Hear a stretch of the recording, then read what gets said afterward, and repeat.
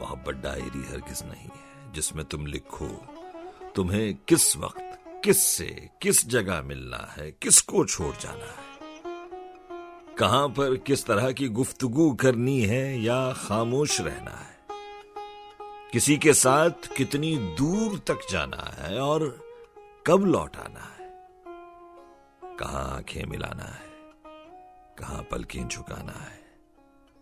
या ये लिखो कि अब की बार जब वो मिलने आएगा तो उसका हाथ अपने हाथ में लेकर धनक चेहरे पे रोशन जगमगाती रक्स करती उसकी आंखों में उतर जाएंगे और फिर गुलशनों सहरा के बीचों बीच दिल की सल्तनत में खाक उड़ाएंगे।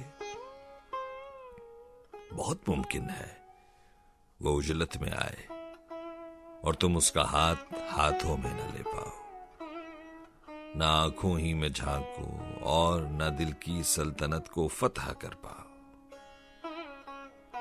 जहां पर गुफ्तगू करनी है तुम खामोश हो जाओ, जहां खामोश रहना है वहां तुम बोलते जाओ। नए कपड़े पहनकर घर से निकलो, मैले हो जाओ। कोई खुशबू लगाने का इरादा हो तो शीशी हाथ से गिर जाए, तुम वीरान हो जाओ। सफर करने से पहले बेसरो सामान हो जाओ।